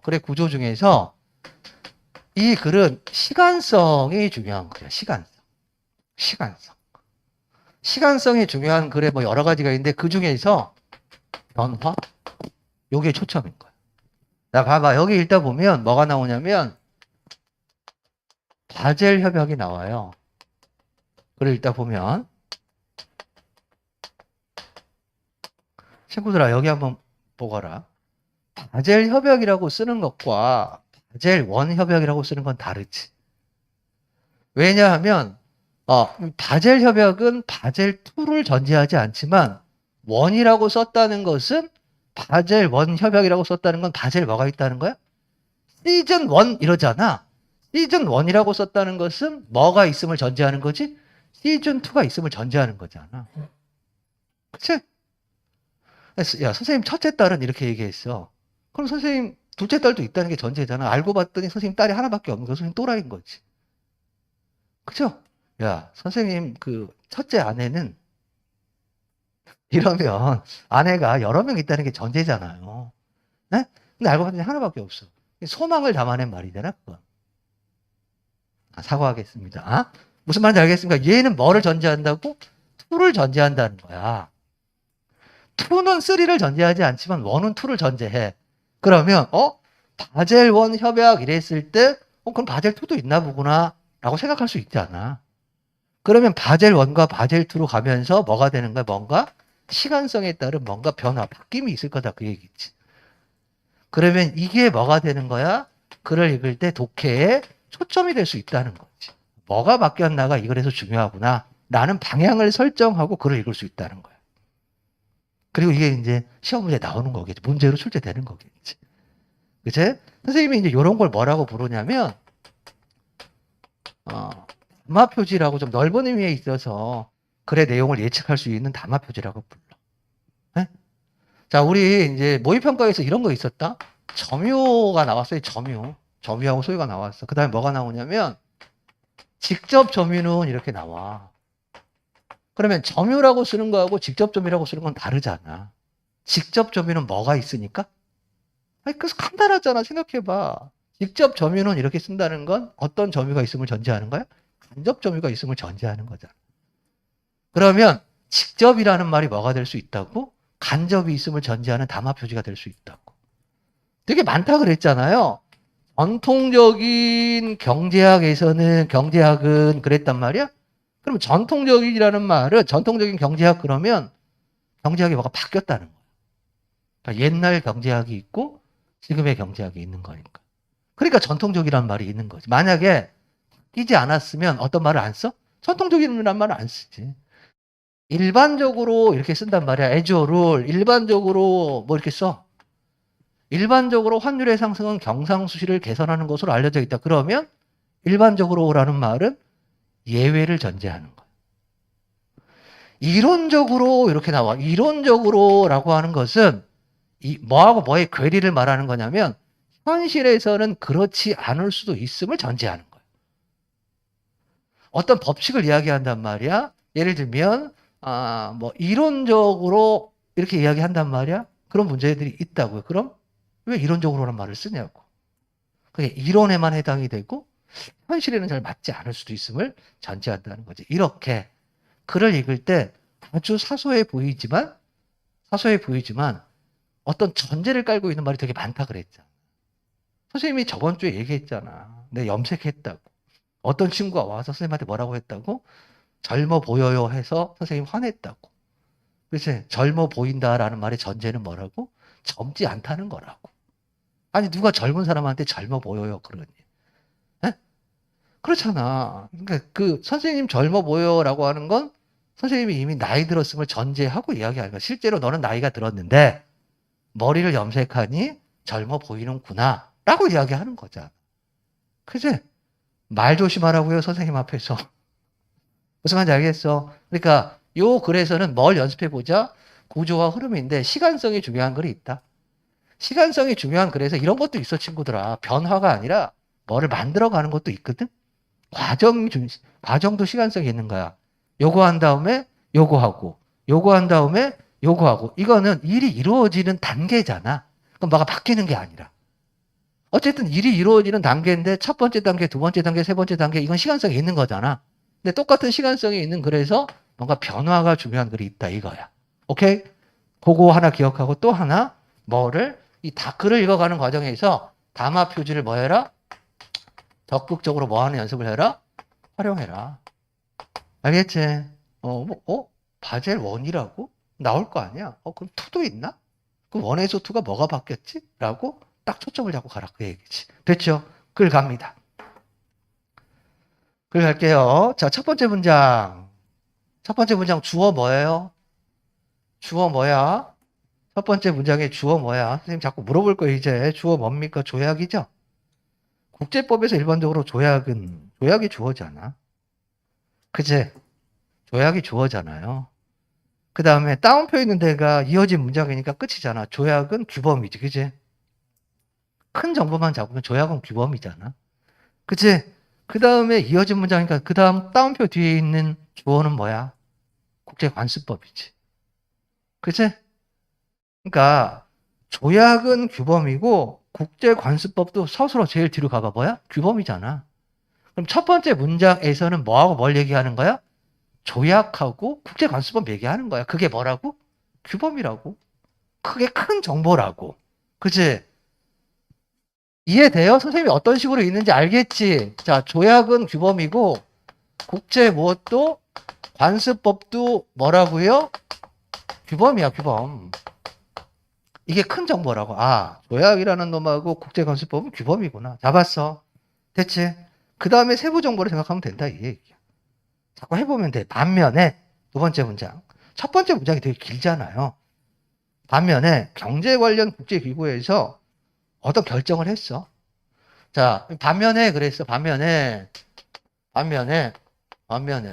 뭐에 대한 반면이야? 규범에 대한 반면 아닐까? 반면은 차이가 있다는 거야. 경제 관련 국제기구가 있단 말이야. 경제 관련 국제기구가 있어요. 뭐 WTO라든가 예를 들면 뭐 그런 게 있다 이거야. 그치? 어? 어떤 결정을 해. 이때는 뭐만 있을 뿐, 권고적 뭐만 있을 뿐, 효력만 있을 뿐, 그치? 권고적 효력만 있을 뿐, 법적 구속력은 없다. 친구들, 봐봐. 여기 봐봐. 여기 봐봐. 알리바바 말고 여기 봐봐. 조약하고 국제관습법은 규범이래. 다른 거 다 쳐내고. 반면 경제 관련 국제기구에서 어떤 결정을 하면 뭐에 대한 반면이냐고. 요거에 대한 반면일 거라고. 그러니까 얘는 경제 관련 국제기구에서 결정하는 건 뭐가 아니라고? 규범이 아닌 거야. 그치? 그래 뭐라고 되어 있냐면 권고적 효력만 가질 뿐 법적 구속력이 없다 그랬지. 그치? 그럼 규범은 사실은 뭘 갖는 게 규범인 거야? 법적 구속력을 갖는 게 규범인 거야. 안 지키면 안 되는 거야. 자, 정리할게 친구들아. 자, 봐봐. 여기 봐봐. 여기 봐봐. 여기 봐봐. 조약이나 국제관습법은 규범이라서 지켜야 돼. 안 지키면은 제재를 가해. 근데 경제 관련 국제기구에서 어떤 결정을 하면 얘는 야 이렇게 좀 해줘. 이렇게 하는 게 좋지 않겠니? 라고 권고하는 거지. 안 지키면 무슨 불이익이 있는 건 아니란 얘기야. 이해됐지? 이해됐죠? 그래. 부모님을 사랑해야지. 부모님을 사랑해야 돼. 선생님을 존경해야 돼. 그건 권고적인 거잖아. 선생님을 존경하지 않아. 그런다고 감옥에 쳐넣지는 않잖아. 부모님을 존경하지 않는다고 해서 감옥에 쳐넣지는 않잖아. 그러면 좋은 거지 법적 구속력을 갖는 건 아니잖아요. 그치? 그런데 뭐를 훔쳐? 돈을 훔쳐.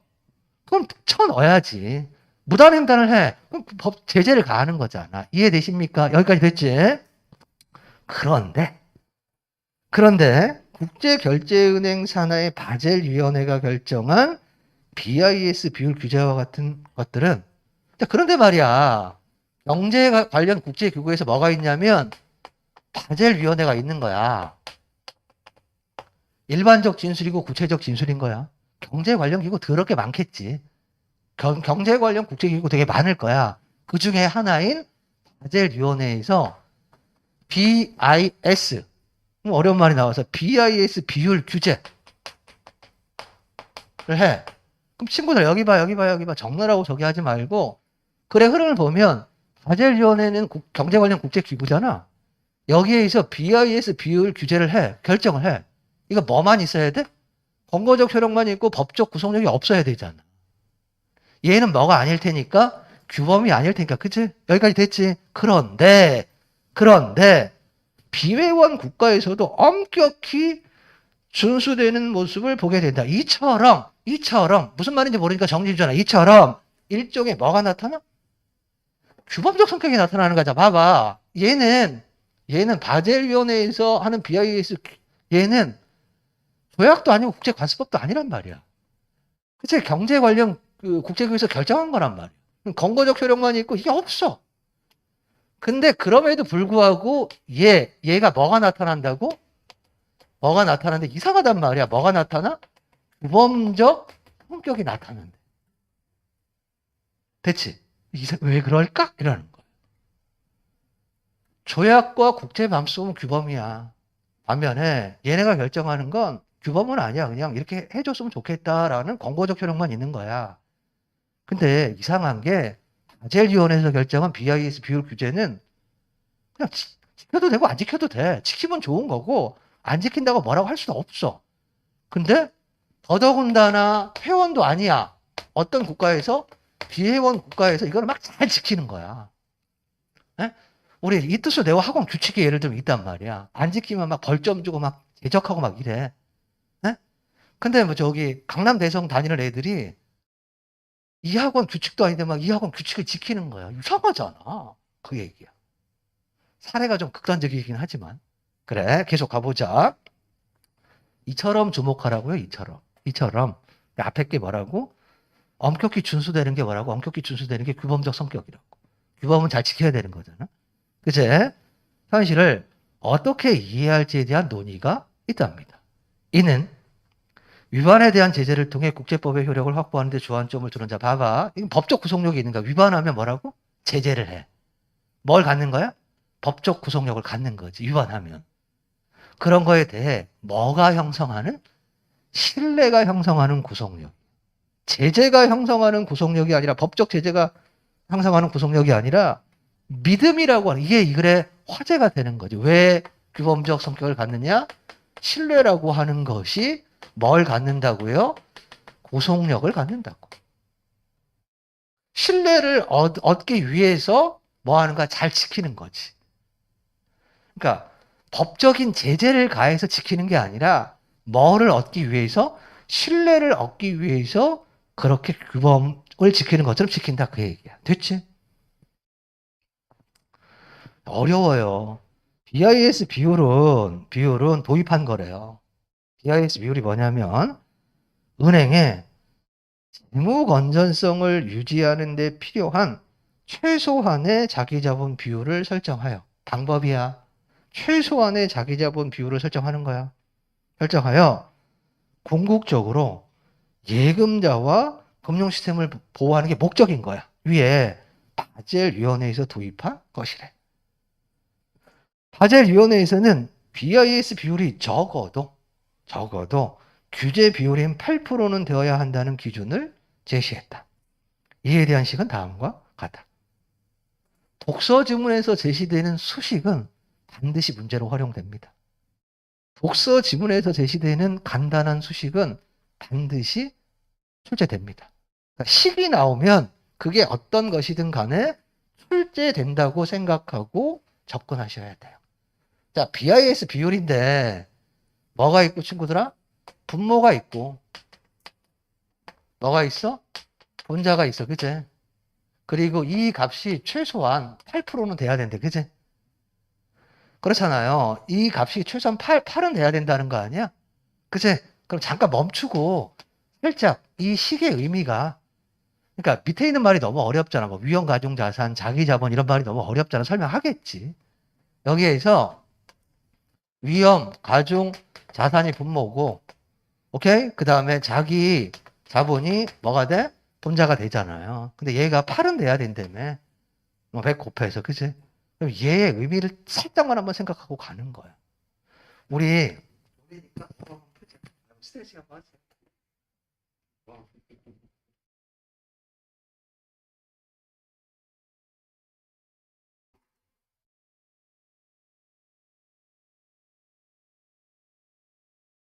그래 구조를 좀 보고 또 이제 경제 성격, 경제 지분을 어떻게 봐야 될지를 고민을 해보자.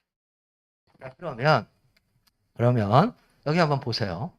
이 8을 유지하려면 얘는 낮을수록 좋잖아. 그치? 얘가 낮으면 얘가 금방 달성될 거 아니야. 8% 이상이 돼야 된다며, 이상이. 그럼 얘는 낮을수록 좋고 얘는 높을수록 좋잖아요. 그치? 그런 생각을 잠깐 하라고. 그치? 그러니까 위험한 건 거기 위험 가중 자산이라고 돼 있잖아. 위험한 걸 줄이면 되는 거잖아. 그럼 건전해진다는 거야. 그치? 거기 위험 가중 자산이잖아요. 위험한 재산을 줄이면 어떻게 되는 거야? 자기 자본을 늘리지 않더라도 8%가 되는 거지. 오케이? 그러니까 이 요건을 달성하기 위해서는 뭐는 얘는 늘리고 얘는 줄이면 뭐 쉽게 8% 이상이 되겠지. 그치? 갑니다. 자, 여기서 자기 자본은 분자 얘기하는 거야, 분자. 자기 자본은 기본 자본, 보완 자본, 단기 후순위 최고의 합으로 말이 너무 어렵다. 그치? 말이 너무 어렵지. 그러면 이렇게 처리라도 해. 여러분 잘 하니까 지금 뭐에 대해서 이야기하고 있구나? 분자에 대해서 이야기하고 있구나. 그러니까 정보 처리를 어떤 방식으로 하냐면 여러분들한테 되게 생소한 말 있잖아.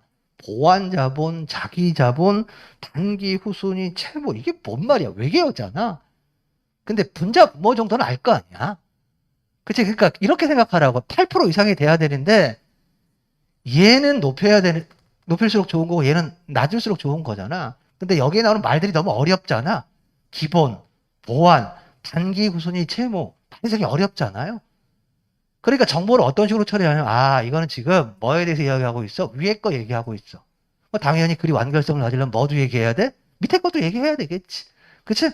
그래, 에? 괜찮으신 거죠? 금요일 오전이라 너무 피곤하시죠? 선생님, 몹시 괴롭혀드려서 죄송합니다. 에? 이 좋은, 불타는 금요일 아침부터 우리가 말이야, 단기, 후순위, 뭐 막 이런 얘기하고 있잖아요.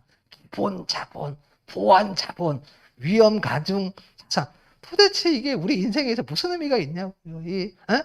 거대한 우주 속에서 한 번 살고 가는 생 속에서 덧없는 것 같아요. 그치?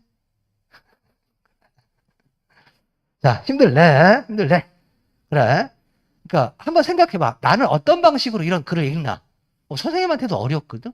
선생님은 그런단 말이야. 아, 뭐 그냥 잘 모르겠고, 기본 보안 단기 우순위 채무 내가 뭐 좀 알게 뭐야. 잘 모르겠고, 어쨌든 식이 나왔어. 식의 뭐에 대해서, 분자에 대해서 이야기해.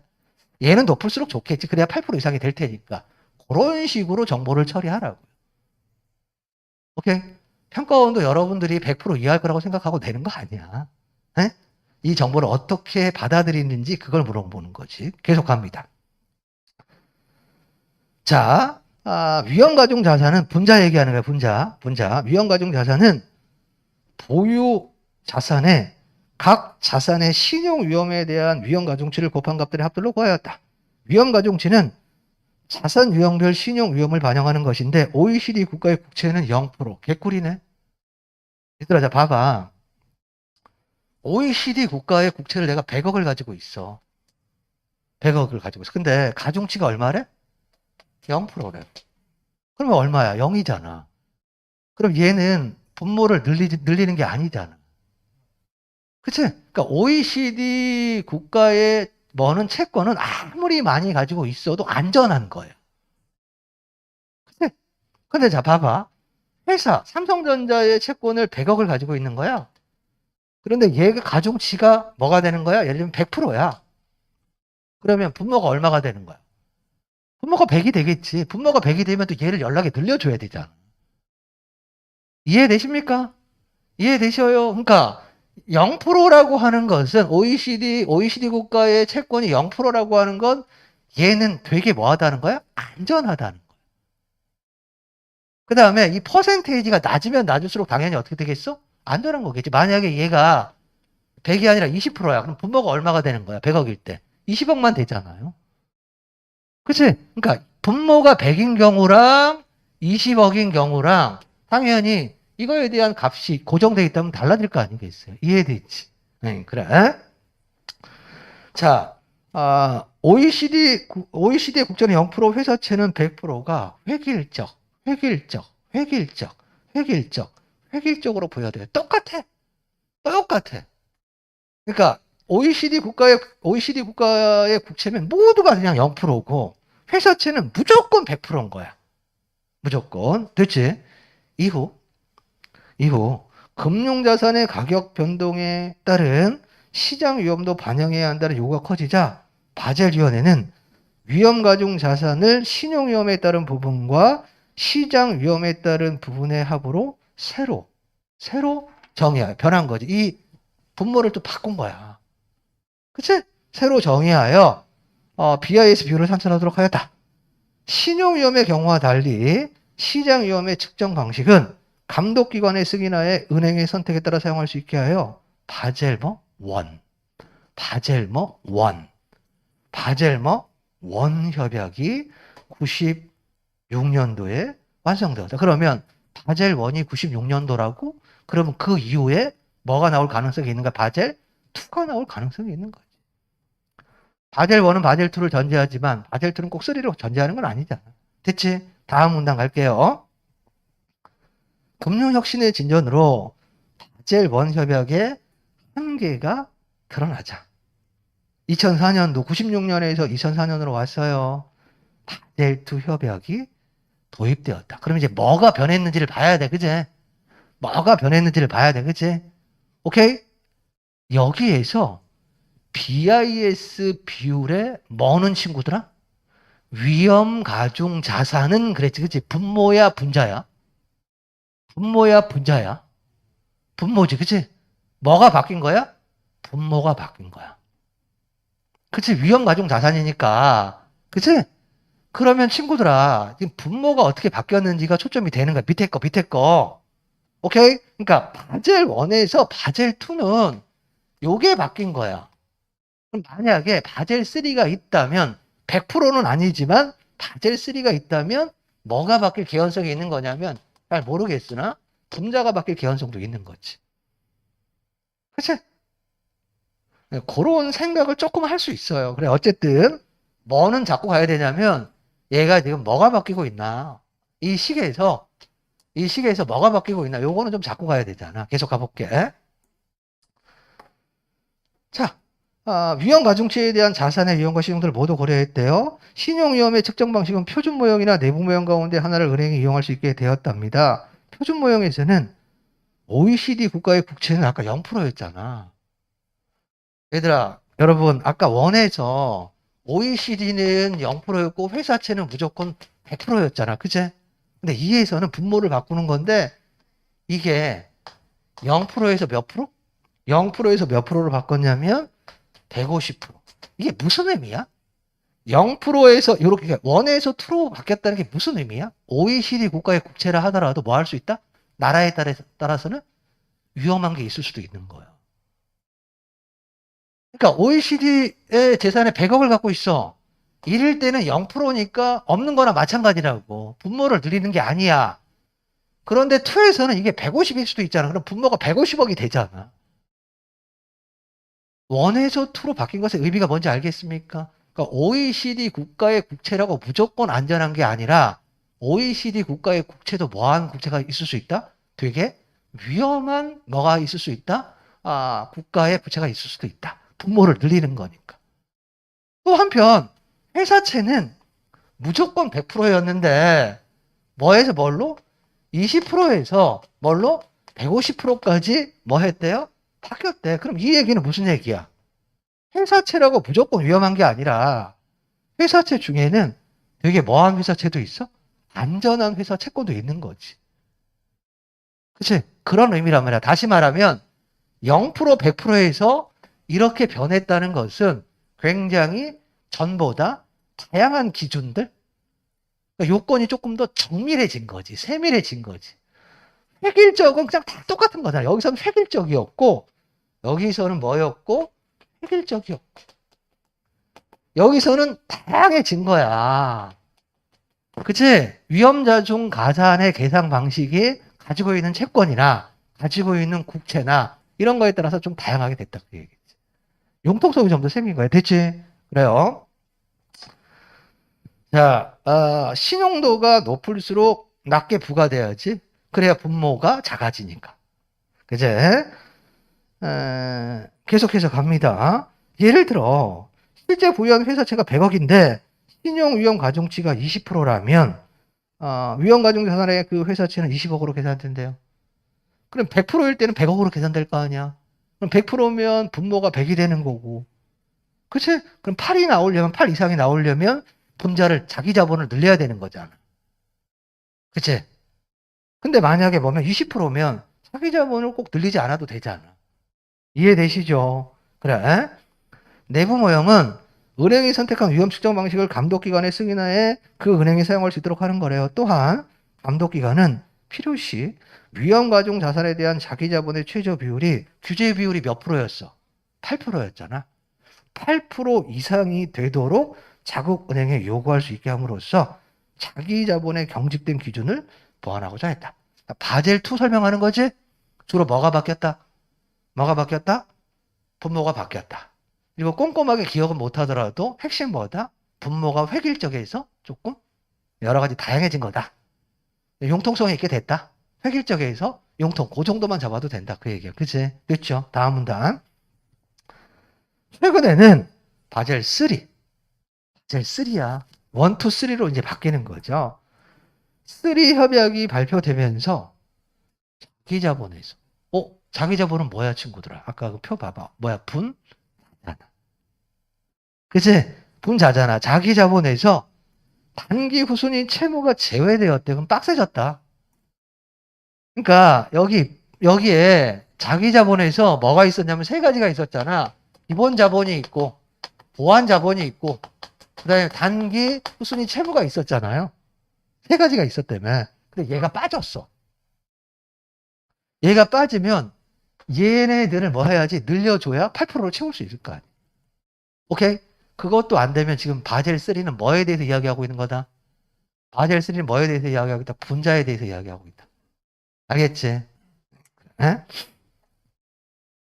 또한 위험가중자산에 대한 기본 자본의 비율이 최소 6%가 기본 자본의 비율이 6% 최소 6% 최소 6%니까 얘가 7% 돼도 되고 8% 돼도 되는 거야. 그치? 얘가 6%면 얘가 2% 해야 되고 2% 이상이 돼야 되고 얘가 7%면 1%고 그치? 왜냐면 몇 프로 이상이 돼야 되니까 8% 이상이 돼야 되니까 뭐가 똑같다는 전제에서 분모가 똑같다는 전제에서 됐지? 자, 6%가 되게 보완하여 자기 자본의 손실 보건력을 강화했대요. 이처럼 새롭게 발표되는 바젤 협약은 이전 협약에 들어있는 관련 기준을 조금 바꾸는 효과가 있다. 자, 여기까지 이제 뭐 얘들아? 그 바젤 위원회에서 정한 BIS 비율 바젤 협약 1, 2, 3를 시간성에 근거해서 그치 뭐가 변했는지가 서술에 줬죠. 그치? 원 설명하고 원에서 2로 갈 때는 분모가 이렇게 변했다. 그치? 3에서는 분자가 이렇게 변했다. 얘기하는 거죠. 자, 오른쪽 페이지. 바젤 협약은 우리나라를 비롯한 수많은 국가에서 채택하여 제도화하고 있대요. 현재 바젤위원회에는 28개의 금융당국이 회원으로 가입되어 있으며 우리 금융당국은 2009년에 가입하였다. 하지만 우리나라는 가입하기 훨씬 전부터 회원국가가 되기 전부터 그치? 이거를 시행했대. 일문단위랑 연결되지, 그치? 그러니까 회원국가가 아님에도 불구하고 엄격히 준수하는 규범적 성격이 나타난다며. 왜? 왜? 왜 그랬었지? 일본단에서 얘들아? 왜? 신뢰가 형성하는 구속력 때문에. 그랬잖아. 그치? 그러니까 이 글의 초점은 뭐야, 얘들아? 회원국가가 지키는 건 중요한 게 아니야. 그치? 회원국가는 당연히 이게 규범이니까 지켜야지. 회원국가가 아님에도 지키는 게 중요한 거지. 오케이? 회원 국가가 아님에도 지키는 게 중요한 거야. 바젤 기준에 따름으로써 은행이 믿을만하다는. 다른 말로 바꾸면 앞에 나온 일문단에 나온 다른 말로 바꾸면 믿을만하다. 신뢰.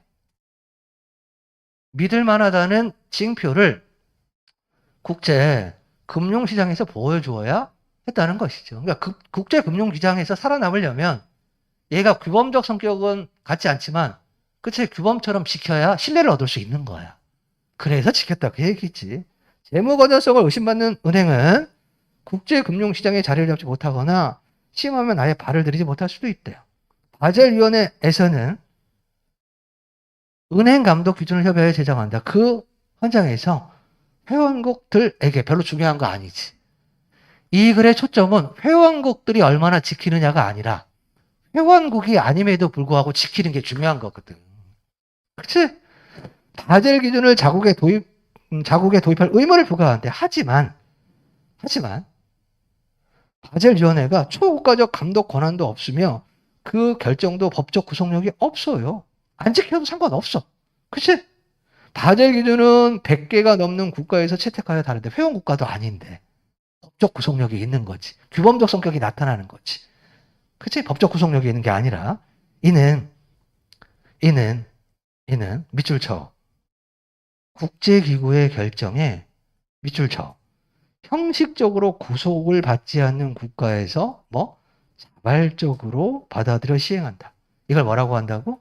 말랑말랑한 법이라고 한다고. 페이지 넘겨봐. 5번 문제 어떻게 풀어야 돼? 5번 문제 밑줄 쳐. 1번 바젤위원회, 2번 바젤위원회, 3번 바젤위원회 회원의 국가, 4번 바젤위원회 회원의 국가, 5번 바젤위원회 회원이 없는 국가. 답 보이지? 답 보이지? 뭐를 본 거야, 선생님? 뭐에 밑줄 친 거야? 말랑말랑한 법을 지키는 주체가 누구인가를 생각한 거야. 지금 글의 초점이 뭐지, 얘들아? 글의 초점이 뭐야? 회원 국가가 아님에도 불구하고 여기에서 이야기한 법적 구속력이 없음에도 불구하고 규범적 성격을 갖는다는 게 글의 초점이잖아. 얘를 안 지켜도 돼. 뭐가 아니니까? 회원 국가가 아니니까. 근데 지키더라, 그 얘기야. 이해돼서 정답 몇 번? 5번 있잖아. 그치? 그럼 초점을 잡으면 문제가 되게 쉬워지는 거야. 이해되니? 그러니까 이 글에서 말하는 핵심이 뭐야? 얘네는 회원 국가가 아니야. 아님에도 불구하고 이거를 지켜. 왜 그러지? 그게 이 글의 초점이거든. 바젤위원회가 중요한 게 아니야. 바젤위원회 회원 국가가 중요한 게 아니야. 회원 국가가 아닌데 지키는 거. 왜 그러지가 이 글의 초점이 된다, 이 얘기야. 친구들아, 자, 봐봐. 문제는 어떻게 푸는 거냐면 읽은 대로 푸는 거야. 뭐라고? 문제는 어떻게 푸는 거라고? 그렇게 읽었으면 그렇게 푸는 거야. 그러니까 선생님이 뭘 강조하는 거야? 어떻게 읽을까를 강조하는 거지. 그렇게 읽었으면 문제는 푸는 게 아니라 그냥 풀리는 거야. 읽은 대로 풀리는 거라고. 근데 여러분들은, 그러니까 우리 선생님이 생각을 좀 거꾸로 해보자 그랬잖아. 문제 보고 문제를 풀려고 지문을 막 확인하는 게 아니라 지문을 읽을 때 뭐에 초점을 두면서 읽느냐에 따라서 문제가 저절로 풀린다고. 이해되십니까? 그런 고민을 한번 해보자 그랬어. 됐지? 앞 페이지로 옵니다. 자, 뭔 말인지 알겠지? 전체적으로 마지막 문장. 이때 조약이나 국제관습법은 딱딱한 법이야. 딱딱한 법이 뭐야? 지켜야 되는 거야. 반드시. 안 지키면 법적 구속력이 없는 거야. 그런데 말랑말랑한 법은 법적 구속력이 없음에도 불구하고 뭐 믿음을 얻기 위해서 자기네들이 자발적으로 지키는 거야. 그치? 이 글의 초점은 뭐야? 법적 구속력이 없음에도 불구하고 왜 자발적으로 그것을 지키느냐? 이 글의 초점이 되는 거지. 됐죠? 1번 문제 봅니다. 내용 전개 방식. 글 전체를 포괄해야 돼. 이런 문제는. 자, 긍정형 발문은 글 전체를 담아내야 돼. 뭐라고 얘들아? 여러분 뭐라고요? 1번 문제 내용 전개 방식을 묻는 적절한 것이라고 나온 거 있지? 긍정형 발문은 글 전체를 포괄해야 된다고. 그러면 틀린 답은 뭐가 되겠니? 부분적으로는 맞지만 전체를 담아내지 못하면 오답인 거야. 1번 특정한 국제적 기준의 내용과 그 변화 양상을 서술해. 맞니? 바젤 협약, 바젤 1, 2, 3. 그치? 국제사회에 작용하는 규범성. 그치? 규범은 아닌데 규범적 성격이 나타나는 특성을 설명하고 있는 거잖아. 답은 1번이 되겠네. 됐죠? 자, 유형 2번 문제. 쉬워. 자, 윗글에서 할 수 있는 내용으로 적절하자는 거. 조약은 체결한 국가에서 권리와 의무를 부과하는 것이 원칙이다. 조약 1분단에 나왔다. 조약하고 국제관습법. 그렇게 왁구 잡았으면, 핵심 잡았으면 금방 1분단으로 갈 수 있다고요. 아까 조약은 규범이고 국제관습법은 규범이다. 우리 그렇게 읽었잖아. 근데 1번 선택지에서 조약에 대해서 물어보잖아. 그럼 기억 안 나면 금방 갈 수 있는 거지. 2번. 새로운 바젤 협약이 발표되면 기존 바젤 협약에서의 기준이 변경되는 경우. 그렇잖아요. 3번. 딱딱한 법은 제재지. 말랑말랑한 법이 뭐야? 신뢰지. 그치? 딱딱한 법이 제재고 말랑말랑한 법이 신뢰 아니야? 뒤바뀌었지. 정답은 세 번째가 되겠다. 어렵지 않잖아요. 페이지 넘깁니다. 3번이 조금 어려울 수도 있어. 세부 정보야. BIS 비율에 대한 설명으로 적절한 거 그랬어요. 바젤 1에 따르면 보유하고 있는 회사채의 신용도가 낮아질 경우 BIS 비율은 낮아지는 경향이 있다. 바젤 1은 획일적이었지. 획일적으로 회사채는 무조건 뭐야? 100%잖아. 그러니까 신용도가 높고 낮으면 이런 거 필요 없어. 무조건 몇 프로지? 100%잖아. 획일적이라며. OECD 국가의 국채는 0%, 회사채는 100%라며. 됐죠? 2번, 바젤 2 협약에 따르면 각국의 은행들이 준수해야 하는 위험가중자산 대비 자기자본의 최저 비율은 동일한 게 아니라 은행마다 초과하도록 요구할 수 있다. 밑줄친 B. 밑줄친 B에 이런 내용이 나와 있죠. 밑줄친 B에 자국은행에 요구할 수 있게 함으로써 자기자본의 경직된 기준을 보완하고자 했다. 그랬거든. 바꿀 수 있다는 얘기야. 됐지? 됐지? 3번.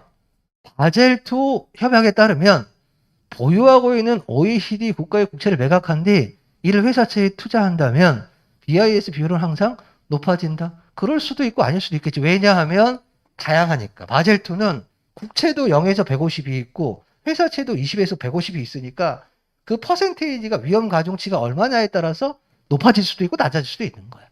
됐지? 틀렸고. 오케이. 4번.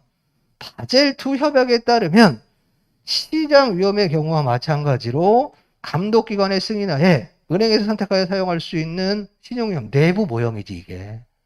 그치? 표준 모형하고 내부 모형 뭐 이런 게 있었잖아. 그치? 바젤2 어디로 가면 돼 친구들아? 어디로 가면 되냐면 3문단으로 가면 되잖아. 미술진 A문단에서. 그치? 오케이. 내부 모형 얘기를 하고 있잖아요. 미술진 B가 있는 그 앞에 문장. 됐지? 정답은 네 번째 거. 4번 문제. 친구들아, 4번 문제 보는 순간 팍 쫄잖아. 그렇지 않니? 엄청 무섭잖아. 에이, 솔까말 그렇잖아요. 지리잖아. 이거 딱, 하잖아. 넘어가! 이러잖아. 넘겨! 이러잖아. 쫄지 마. 이렇게 문제가 복잡해 보일수록 의외로 답은 쉽게 나와. 근데 위축돼서 오답률이 높은 거지. 이거 친구들아, 뭐 적용한 걸까? 수식 적용한 거야. 그 밑에 표가 두 개가 있지 않니? 표가 두 개가 있지. 밑에 있는 표가 위험가중자산이잖아. 다 계산해 놓은 거야. 이게 뭐니 친구들아? 분모야. 이게 분모잖아. 그 다음에 위에 있는 게 뭐지? 자기자본 이게 뭐지? 분자잖아.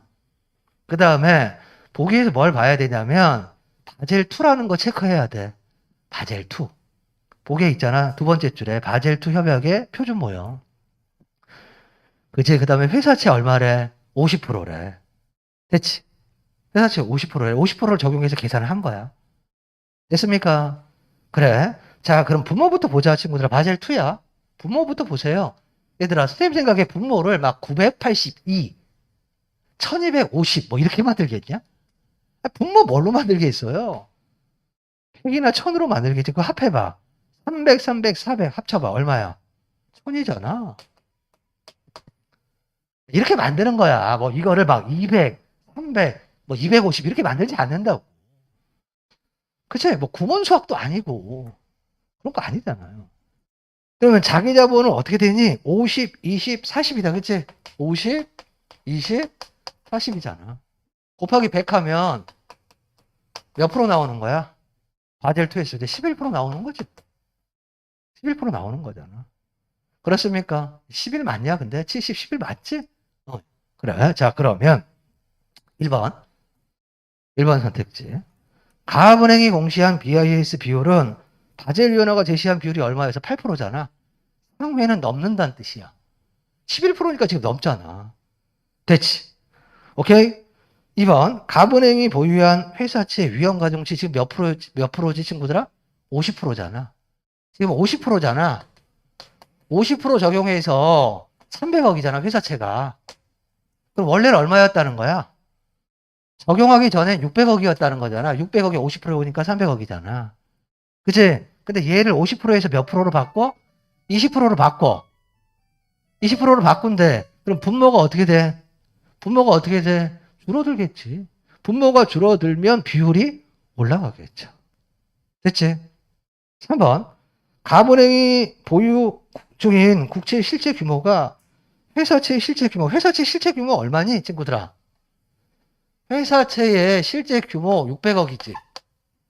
왜냐하면 위험가중치 50%를 정해서 얼마가 나왔으니까 300억이 나와 있으니까 실제는 600억일 거 아니겠습니까? 그치? 그치? 실제 600억인데 50%를 곱하니까 300억이 계산이 된 거잖아, 표에서. 오케이? 근데 이 600억보다 만약에 국채가 커, 1000억이라고 하자. 천억이 600억보다 큰 거잖아. 그치? 그러면 국채 지금 얼마야? 300억이잖아. 그럼 300억이 나오려면 위험가중치가 얼마여야 돼? 30% 해야 되잖아. 그러니까 실제 600억보다 1억이라도 크면 50%보다 어떻게 해야 돼? 위험가중치가 낮아야 뭐가 나온다고? 300억이 나올 거 아니겠습니까? 이해되셨어요? 그러니까 3번 선택지도 맞겠네. 대체 4번. 가압은행이 바젤 원 협약의 기준으로 원은 얘들아 회사채는 무조건 획일적으로 100%잖아. 50%일 때 300억이면 100%면 당연히 얼마가 되겠니? 600억이 되겠지. 오케이. 5번. 바젤 3야. 바젤 3에서는 뭐가 빠졌지? 단기 후순위 채무가 빠져요. 단기 후순위 채무가 빠지잖아. 그치? 근데 위험가중자산의 변동 없이 분모는 그대로야. 밑줄쳐 보완자본을 10억 증액한다면 밑줄 보완자본을 10억 증액한다면 얘들아 보완자본이 아니라 뭘 늘리는 거지? 앞에서 바젤 3에서는 기본자본을 6% 이상 하는 거예요. 그러면 지금 기본자본이 지금 얼마니? 50억이지. 50억이지. 그럼 몇 프로야? 단기 후순위 채무가 빠졌으니까 지금 7%잖아. 50억 플러스 20억이 되는 거니까 분모는 똑같고 뭐를 늘려줘야 돼? 보완자본을 10억 증액하는 게 아니라 기본자본을 10억 증액해야지. 그래서 틀린 거야. 뭐하고 뭐가 바뀌었다? 보완자본하고 기본자본이 바뀌었다. 이 말입니다. 대체 6번의 정답은 세 번째 겁니다.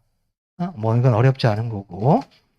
다음 주에는 프린트를 할 건데 프린트에서 프린트 15페이지 프린트 15페이지 반추이지문